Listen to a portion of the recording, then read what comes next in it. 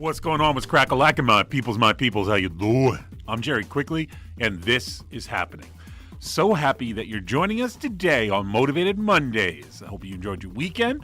Hope your week is off to a great start. It's a good week. It's a great week for the resistance. It's all unraveling within the Trump administration. This is the moment that Hunter Thompson described as when the learned men of the Ivy League were suddenly under the heat of the special prosecutor. They turned on each other like rats in a slum fire.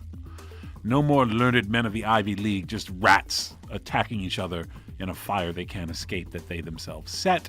It's called the Trump administration. Welcome.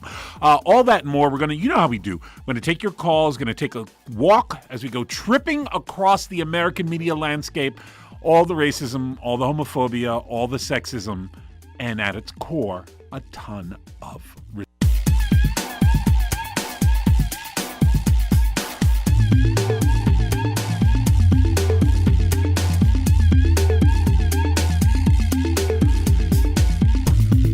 What's going on? What's crack-a-lackin', my peoples? Welcome back to the show. I'm Jerry Quickley, and this is happening. It's all going down. Do you have anyone you know or love or care about who happens to be in the LGBTQ communities? Anyone? It's a little difficult to believe that no one you love in your life, not a single soul, is in the LGBTQ communities. If you do have people that you love or care about in those communities, you're really going to want to listen to this next clip. This is a clip of the most powerful law enforcement officer in the United States, Attorney General Jeff Sessions, who today announced the creation of a religious liberty task force to look out for the rights of people that are religious. Now, let's be clear. I want to play this clip of Jeff Sessions. What he's talking about, he's not talking about protecting people's religions. He's talking about weaponizing the federal government to bully non-Christians into compliance with Christian ideals. He's talking about weaponizing the federal government to go after LGBTQ members. He's talking about weaponizing the federal government to violate our laws, customs, mores, and our Constitution. This man is scum. Let's give a listen to scum Jeff Sessions talking about how he's planning on coming after our families. Let's give a listen. Today I am announcing our next step, the Religious Liberty Task Force, to be co-chaired by the Associate Attorney General, Jesse, and the Assistant Attorney General for Office of Legal Policy, Beth. The task force will help the department fully implement our religious liberty guidance by ensuring that all Justice Department components, and we got a lot of components around the country, are upholding that guidance in the cases they bring and defend, the arguments they make in court, the policies and regulations they adopt, and how we conduct our operations. That includes making sure our employees know their duties to accommodate people of faith. And as the people in this room know, you have to practice what you preach. So we're going to remain in contact with religious groups across America to ensure that their rights are being protected. We have been holding listening sessions and will continue to host them in the coming weeks. This administration is animated by that same American view that has led us for 242 years, that every American has a right to believe and worship and exercise their faith in the public square. And by doing that, I mean discriminating against those homosexuals, those cake-eating homosexuals. They like to do things like go to stores and buy eggs. They like hay rides. They like wedding cakes. We need to be able to discriminate against them all. My name is Jeff Sessions, and I am, in fact, a hairless albino possum. Except Friday nights, I have albino opossum sex parties. I said opossum because I'm straight. My name is Jeff Sessions. I am half weasel. Taking your calls here at 818-985-5735. That's 818-985-KPFK. Jeff Sessions announced a religious liberty task force that is coming after non-Christians. Period, straight up.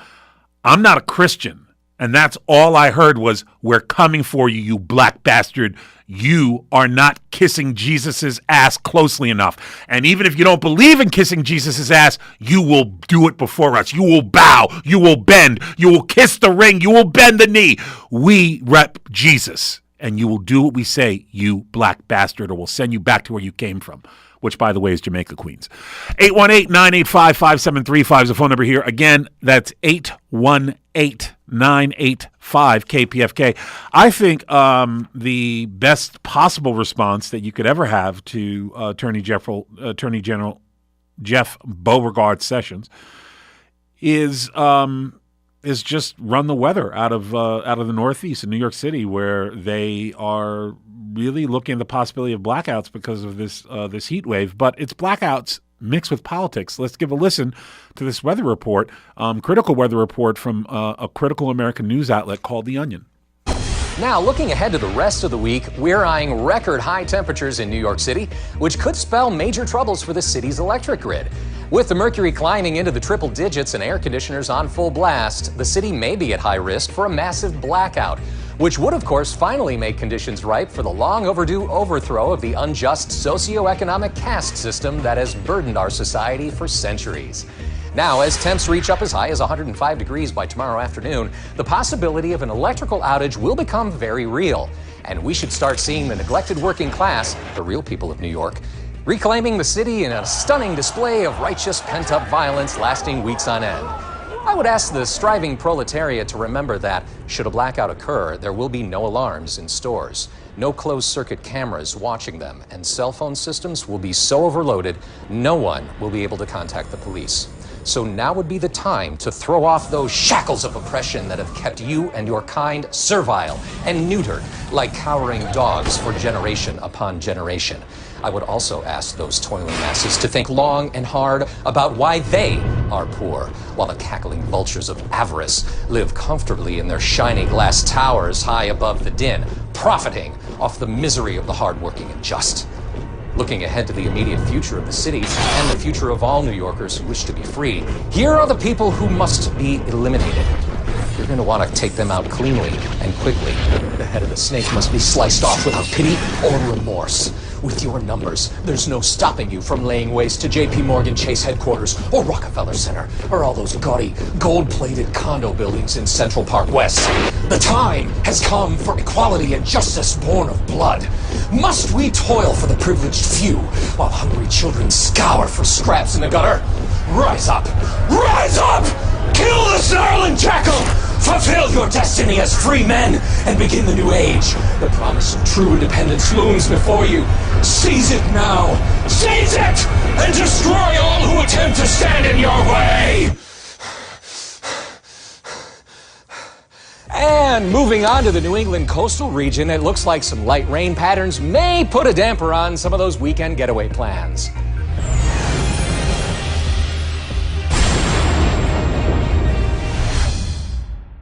And that was today's weather report, brought to you by The Onion. Taking your calls here at 818-985-5735. That's 818-985-KPFK. Next up, let's talk to Quentin calling from Ventura. Quentin, welcome to the show. What's the dealio? Hello. How are you? I'm good. Thanks for calling, buddy. Oh, man, I'm just so tired, and I mean this, about hearing on the radio from journalism and also from our government. This guy, Jeff Sessions, should have never come to power. And my point is this: I am not a racist, a bigot, a misogynist, an anti-Semite, or whatever. But what I see going on, in order to be racist or any of these other things, you must have an aggressor, and you must have someone who acts like a victim. And my point is very simply this: I don't like the government we have. I know there is a majority of people who don't like this, what they hear, who gets appointed, and why. We have to change the way our system works from the inside. Voting and bringing about clear change. not things that are influenced by the Russians or whoever. We're in the 21st century, and right now, today, we have the ability, if we go to our constituents, if we go to our leadership and say, hey, fix the voting, change the way this system works about re-election and special interest groups and corporatism.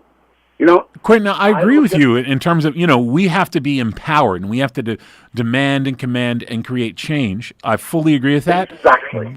But the one part I do take some issue with is, if there's a group of oppressors, then someone has to play the role of victim. Because if you were driving through the desert outside of Las Vegas with your family and happened upon a motorcycle gang that then murdered your wife and your 3 children, that's not you playing the victim. You are the victim and survivor of a horrific crime. You're not playing a victim. Something horrific happened to you.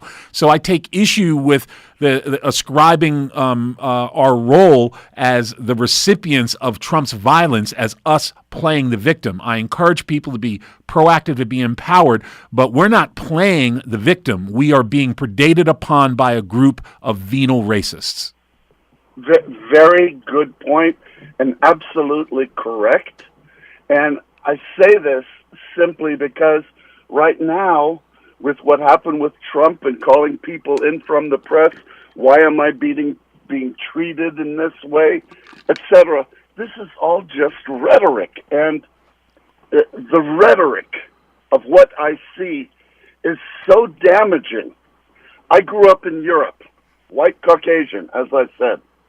And I see there in Europe, much more so than any other place I've been to, that people are politically motivated.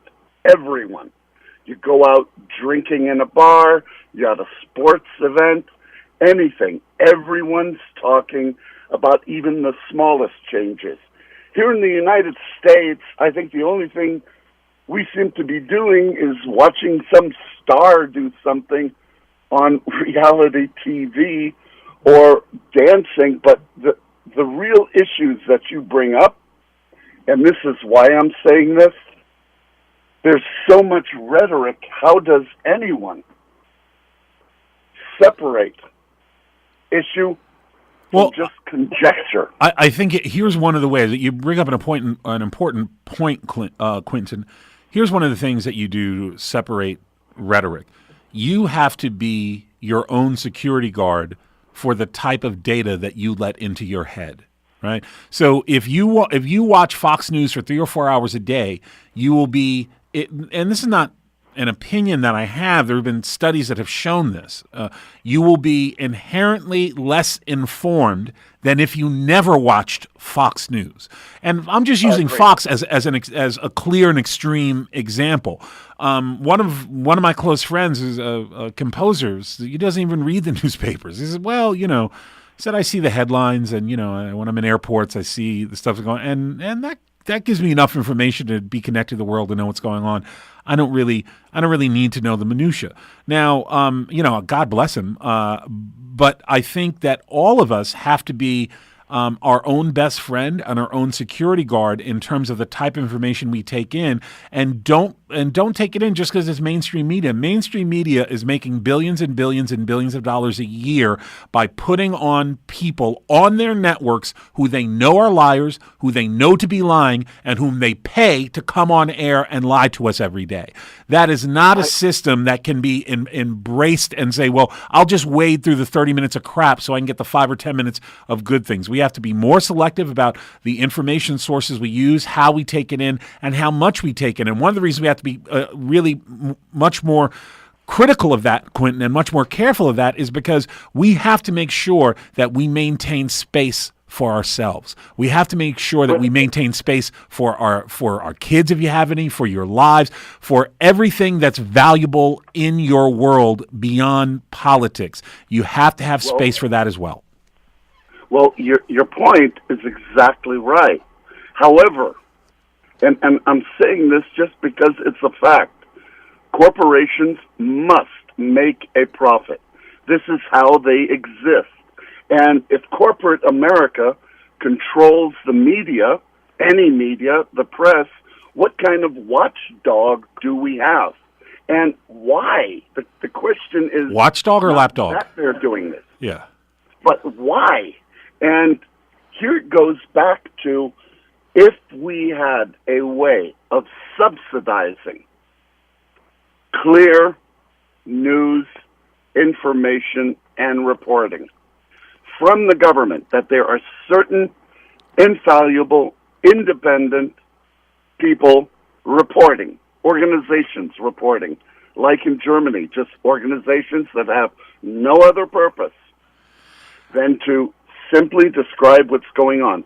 I don't think it's bad, literally, Right. that corporations are doing what they have to do in order to be more profitable than the competition. Well, I think that there's some argument to be had for it's very difficult to describe corporate behavior with a broad brushstroke, other than certain things that you can say that are definitively true, that, most global corporations in the top Fortune 100 are essentially sociopathic psychopaths that do great harm around the world. This can be demonstrably proven over and over again. Beyond the corporate, I don't even know what to call it, the methodology of violence that they use to achieve their profits, it can certainly be argued that that is not a path upon which they have to operate. American workers haven't had a raise since the mid-'70s, and our production has gone through the roof, and every last ounce of benefits of our massively increased and improved production is going to the wealthy owners of these corporations. That is not chapter and verse. That is not a law of physics. That is a choice being made by a handful of wealthy corporations run by wealthy white people that have decided to have their corporations act essentially as violent, racist, feral velociraptors. I understand that, but I do disagree in one thing. Sure. Some of these people, and let's put out some names, the Koch brothers, okay? Mm-hmm. That everyone thinks they're so un-American by how they influence the vote, how they influence the issues, how they're doing incredible damage. Hello, Quentin? Oh, we lost Quentin. Oh, sorry about that. You just out of the blue. Sorry about that. Quentin, call back. We'll try to get you back on. Next up, let me see. Breaking news coming in from Russia. Let's talk to Vladimir calling in from Russia. Vladimir, welcome to the show. What's the dealio? Yes, I am one of the original Russian bots. I am here to disrupt American politics as you know it. The liberals are all pissed off at the capitalist Russia for interfering so-called into the elections of the United States. And you want to say that Putin, this capitalist monopolist of the current capitalist Russia, somehow exposed the American system, the fragility of the Democratic Party, the ruthlessness of the Democratic Party against Sanders, and the liberals are all pissed off at capitalist Russia. But I come to you from 1917. I am the original screwer-upper, if you will, of the American political system. And I seek to disrupt the American electoral politics, even though the political system of the American system is blowing apart at the seams. It is going to so-called extremes. Let me ask you something, bot Vladimir. If the Russian methods of gaining traction in the world, expanding their economy, if they're so successful with the help of you, Retrobot, and the other bots, if it has been so successful, why is the entire Russian economy essentially half the size of the economy of the state of California? If you're this giant, powerful nation, why does my state crush you economically? It is. You think the U.S. imperialist state is your state. It is not yours. It is that of the imperialist warmongers. You and your patriotism is so foolish, I tell you. This is not your country. It is a country of the capitalists, the capitalist pigs. And Russia is a minor power. It has been destroyed after the fall of the Soviet Union. It is a minor. It is not what it used to be. And the hypocrisy of America saying that Russia influenced the election. Your white supremacy comes through with the mask being taken off with this buffoon Trump. And Hillary Clinton, the warmonger, is not a great option for your people. Your people are being fooled like a shell game of never finding the nut, if you know what I mean. What you need is real Bolshevik interference, and not this Russian capitalist interference. Fear not of the meddling in elections. Your elections are rigged. Vlad, thanks for the call, man. Got to keep it moving. Here's how I know that Vlad's an actual Russian bot, because he called me like a silly patriot for America. There's no one in this country that would ever call me a patriot. So I guess to a Russian bot, I represent American patriotism. Thanks for the call, Vlad. Appreciate hearing from you. Taking your calls here at 818-985-5735. That's 818-985-KPFK. Oh, by the way, all the Russian bots tuned in and listening and stalking us online. This is a new clip from CNN today where Wolf Blitzer spoke with Democratic Representative Stephen Cohn about Trump Jr. and Kushner and the great likelihood that they're about to be indicted. All of a sudden, the president's attorney, personal attorney, Rudy Giuliani, today telling CNN that he doesn't know if collusion with Russians is even a crime. What do you think of this new line? Well, I think they're getting closer to knowing that the truth's going to come out, that there was activities with the Trump campaign in Russia and releasing those hacks and guiding them to the states and the localities where they came from. Some of that was Jared Kushner's responsibilities. Some of it was Donald Jr. I think you're going to probably see indictments of both of those people. Actual indictments from Mueller, specifically against who? Against Donald Jr. and against Jared Kushner. You think both of them are going to be indicted by Mueller? I think that's entirely possible, and I think the president's going to go totally off his rocker, not that he's on it now, and then issue pardons. What kind of charges could be leveled? Well, I think they were probably the people that were in connection with the Russians and in conspiracy to affect the elections. But do you have specific evidence that Now, I can't. it's a very serious charge. It's a serious charge, Wolf, and time will show whether I'm correct or not. But I believe I am correct, and if you see it, as we've said before, if it walks like a duck, if it swims like a duck, and if it quacks like a duck, it's a duck, and you can see where it's going. Let's talk to Morris calling from Long Beach. Taking your calls at 818-985-5735. Morris from LBZ. Welcome to the show. What's the dealio? First of all, Jeff Sessions is not a Christian. The Bible says there will be those that say that they are the apostles, but they are liars. The Bible also says that the devil is in the synagogue. I feel embarrassed. I do not call myself a Christian. I call myself a man of Christ, as found in St. Matthew's chapter 25, verse 40. This man is an a-hole, and he's just corrupted the word of God. Somebody needs to do something with him. It's a shame. Where's the church at right now? Right. Exactly. Where's the church at? Basking in Mike Pence's homophobic glory. And Mike Pence and his senior gay male, his lover that's on staff of the same sex, that's him. So that's apparently been going on for some time, so it's been alleged. But who knows anything really, right? I mean, the fact that Mike Pence's chief of staff was married and acknowledged that he didn't have sex with his wife for the first few years, that's not odd at all.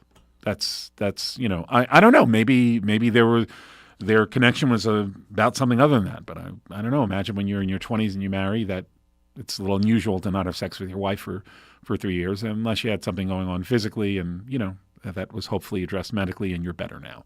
Let's hope that's the case. 818-985-5735. That's 818-985-KPFK. Next up, let's talk to, actually, we're going to play this clip of from Morning Joe. This is George Washington law professor Jonathan Turley explaining how Trump is literally just one witness away from being over, O-V-A-H, double over, says Jonathan Turley, George Washington University law professor. Let's give a listen to this from Morning Joe.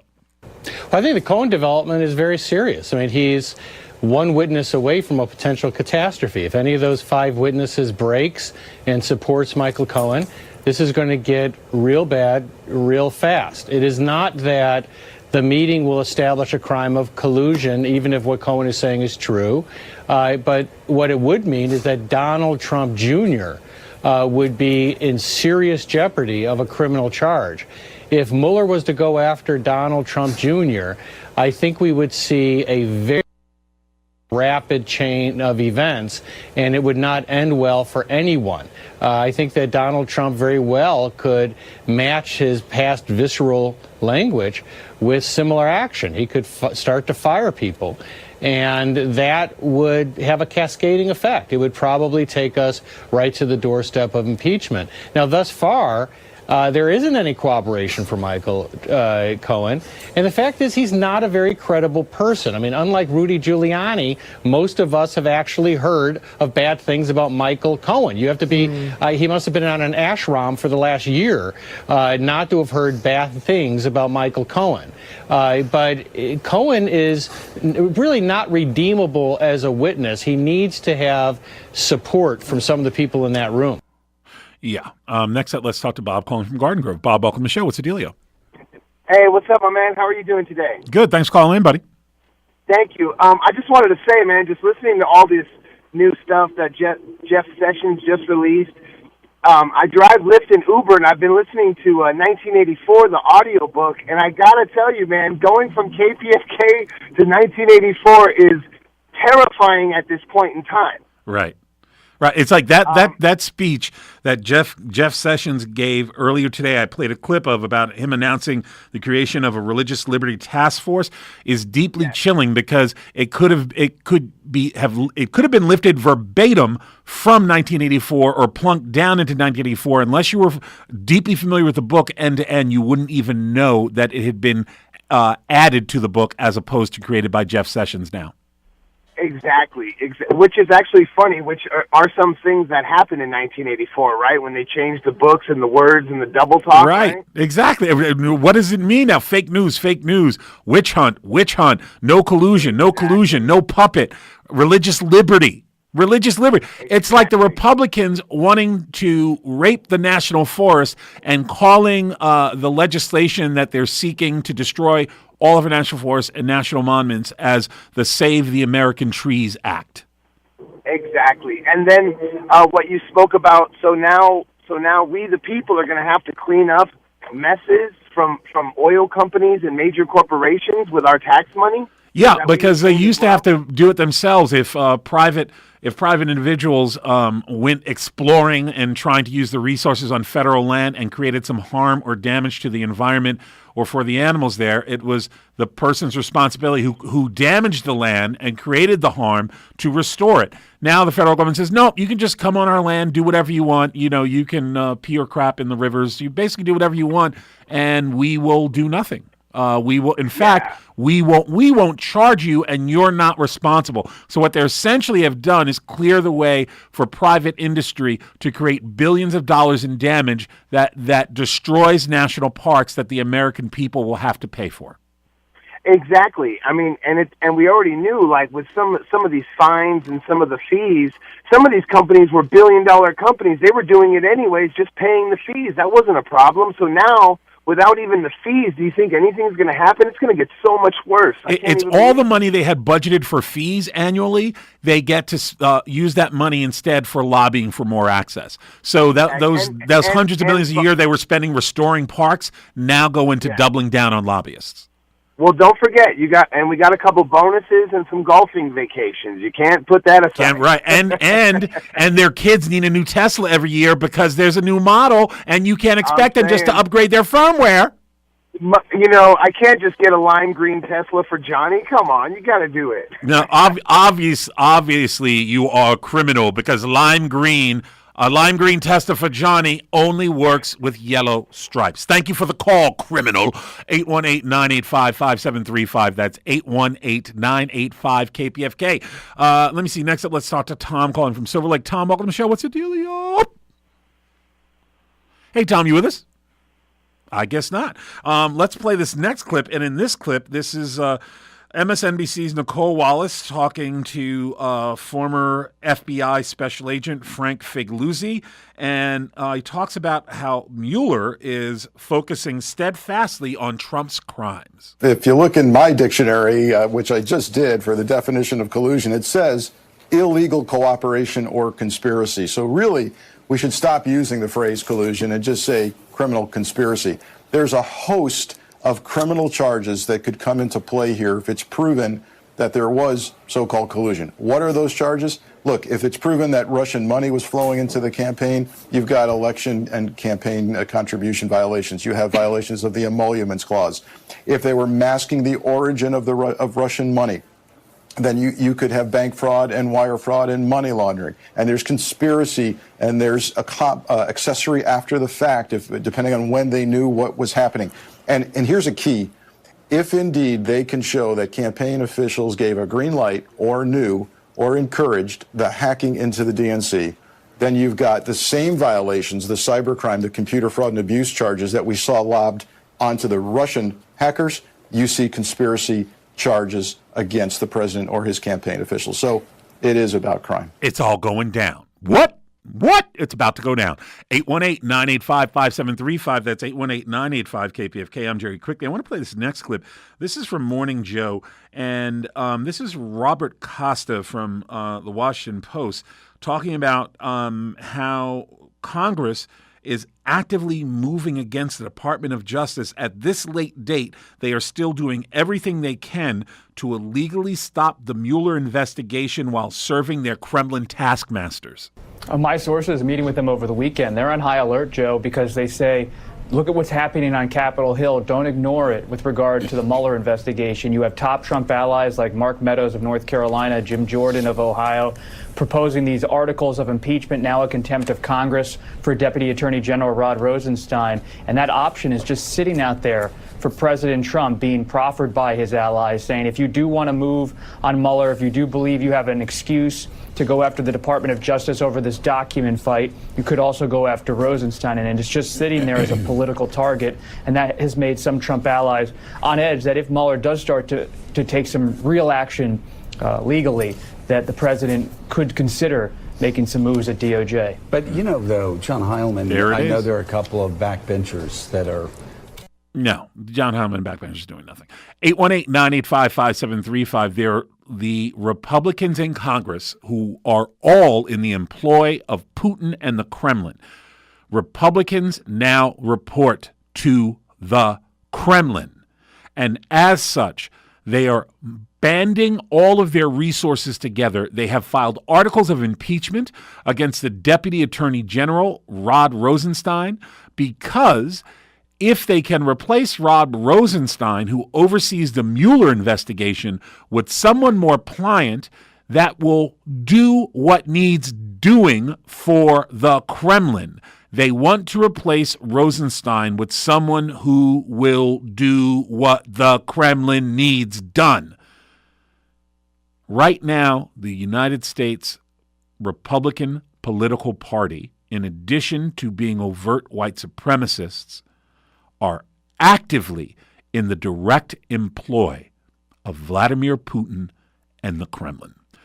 Let's next talk to Tom calling from Silver Lake. Tom, welcome to the show. What's the dealio? Hey, man. Hey. I just have to argue with you. You say you're not a patriot. I think you're the ultimate patriot, not a corporate patriot, but what, America is supposed to be. And you stand up for our rights all the time, and, of course, we can't give you enough accolades for that. But I just wanted to say that I think any day now, President Trump's going to claim that he misspoke again. He didn't say witch hunt. He said bitch hunt, as in Putin's bitch. Well, that's a distinct possibility, because we certainly know that I'm not comfortable using the B word. I will say that Trump is certainly Putin's beta male, super beta. Super B, super beta. Next up, let's talk to Greg calling from Santa Clarita. Greg, welcome to the show. What's the dealio? I just keep hearing more and more that, this is happening, this is happening, this is happening. I'm just waiting for the and, so what's going to be done about it?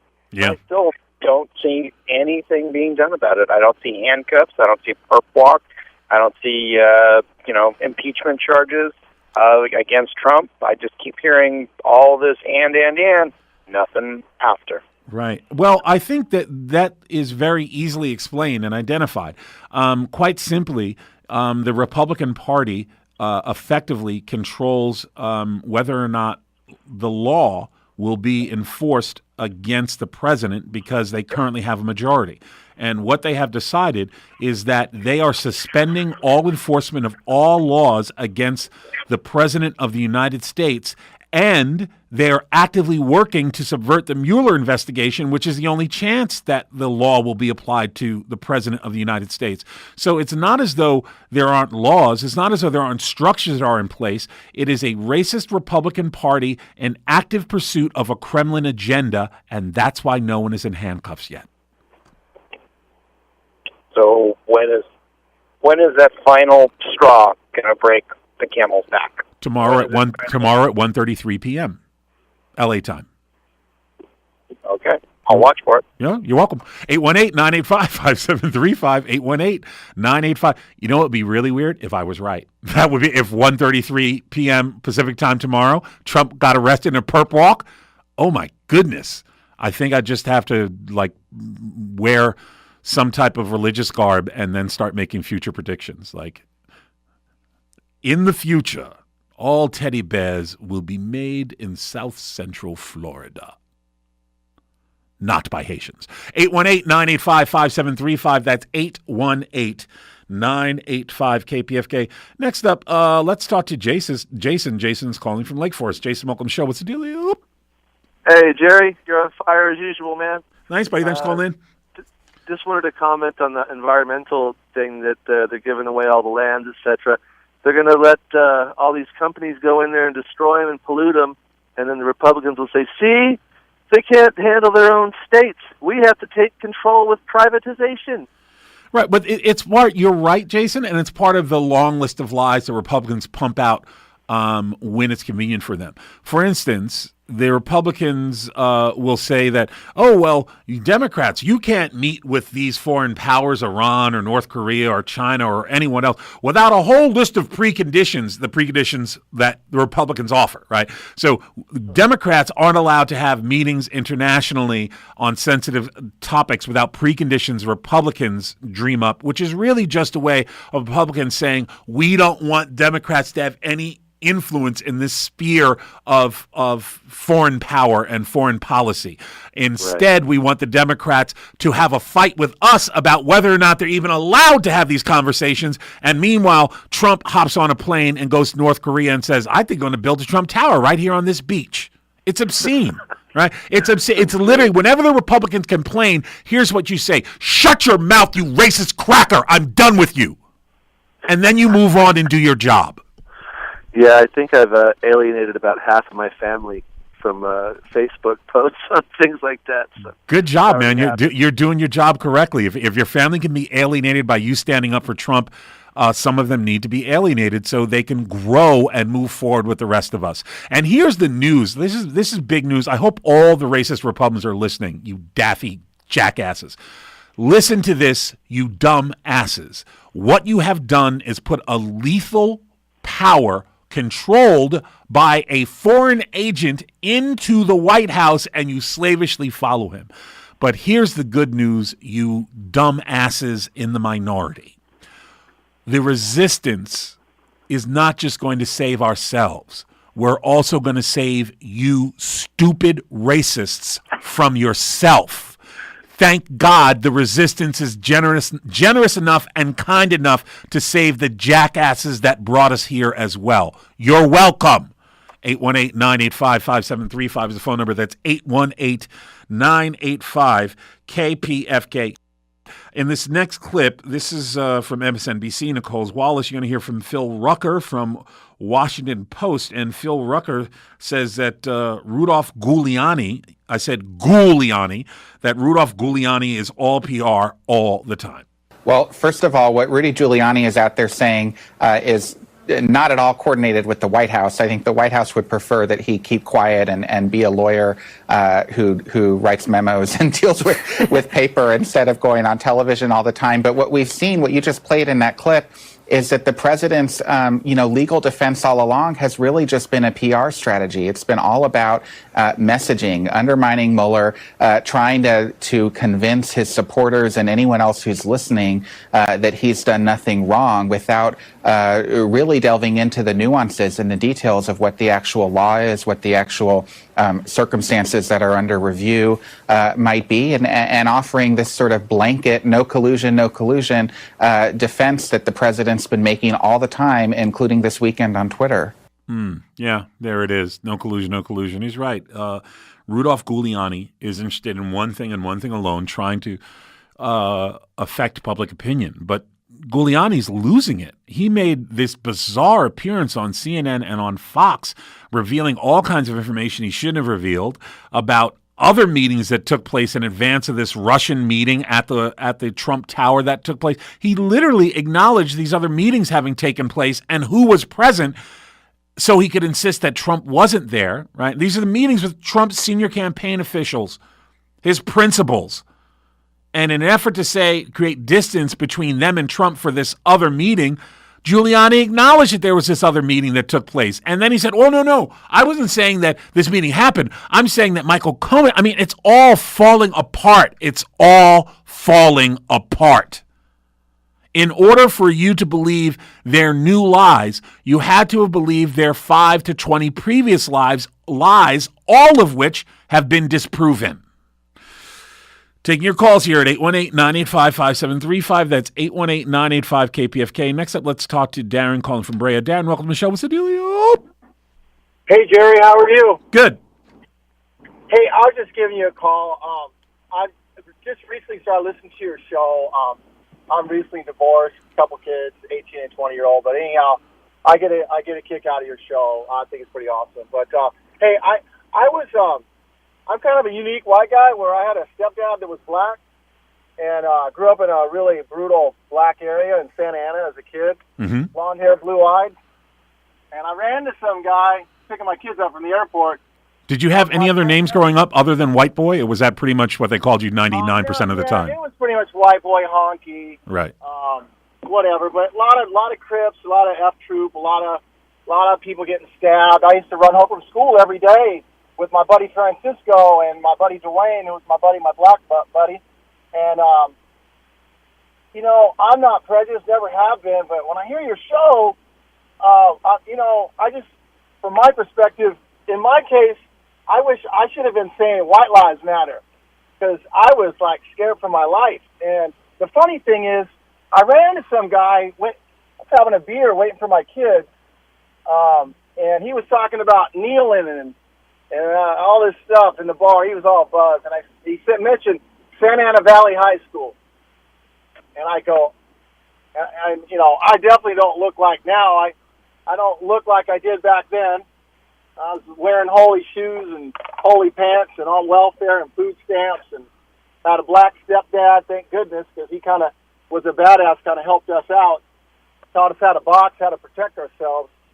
But I think everybody's racist.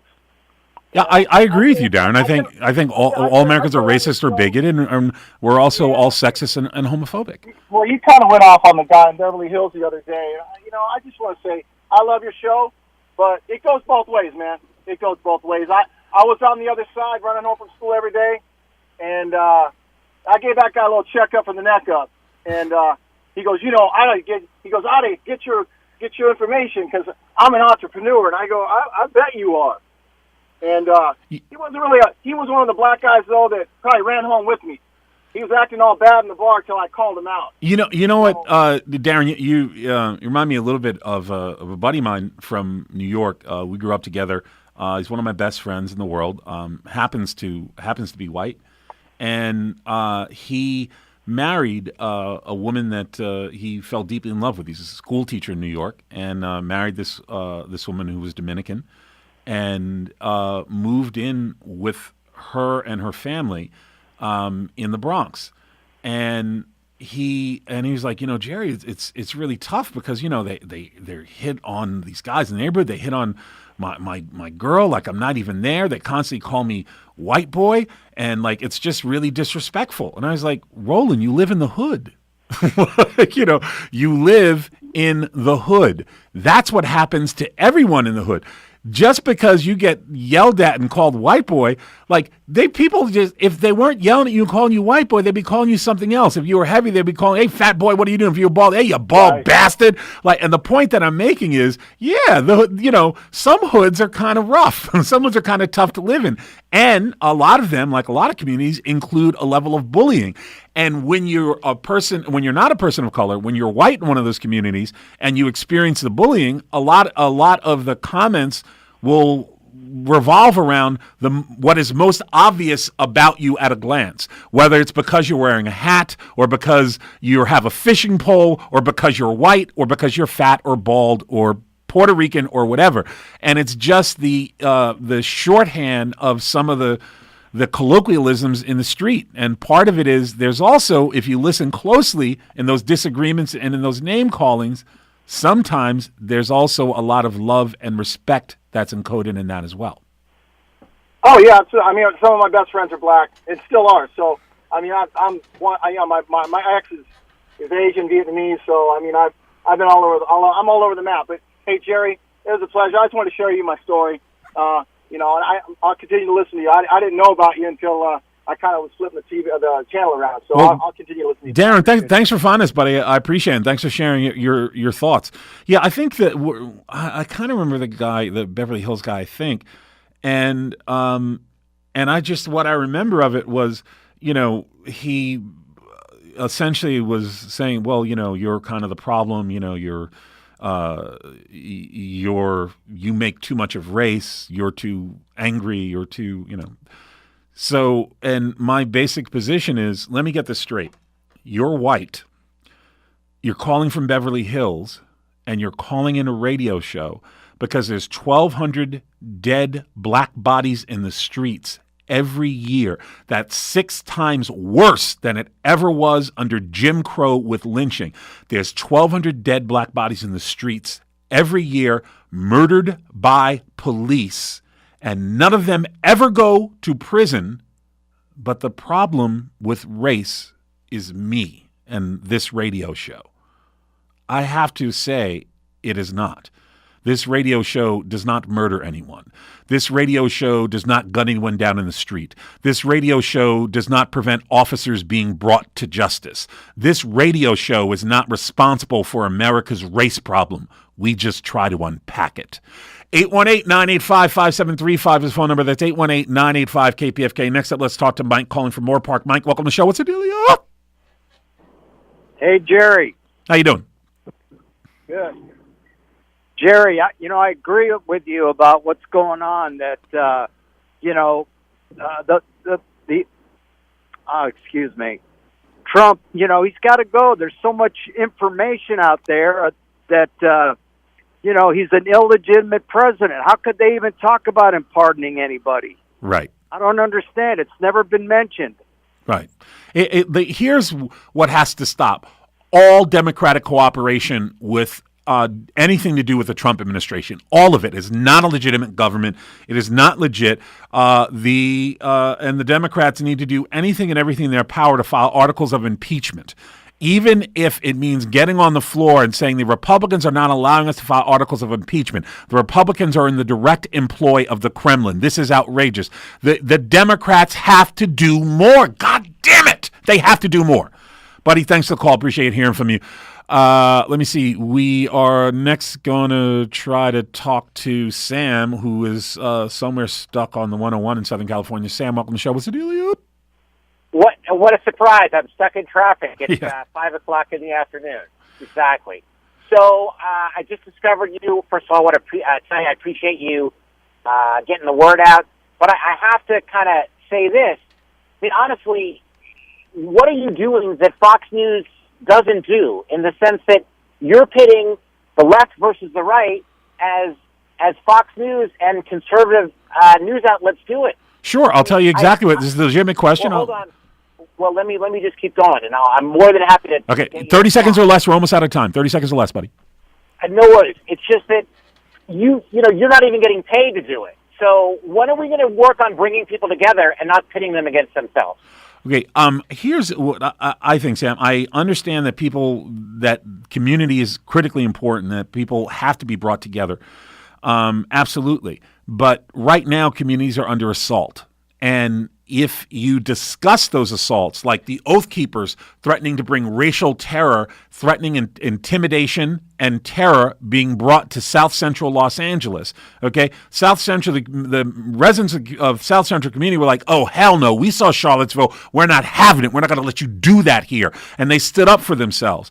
And so when someone is physically attacking you and you stand up to them, you stand up to the bully and you do what's required, whether you punch the bully in the face, whether you beat the bully with a bat, whether you chase the bully off, you do what needs to be done. And for someone to then point at you and say, look, you're part of the problem. Look how violent you were towards that bully. Absolutely not. I totally reject that, Sam. There's a huge difference between violence, aggression, and self-defense. And in order to unpack what's happening in America, we have to talk about it. And by talking about it, we also means we have to push back against the raft of relentless stream of lies coming out of mainstream media. And that's why we're here. And I hope you stay with us. This show is produced by myself and Jose Benavides. Our board operator is Gary Bach. If you want to follow me online, you can, using the handle @Jerry Quickley on Twitter. Again, that's @Jerry Quickley on Twitter. Also, we post the show's video on YouTube every day, so you can check us out on YouTube. You can also follow us for the podcast on SoundCloud.com/TIH Live. Again, that's SoundCloud.com/TIH Live. That's it, y'all. Until tomorrow,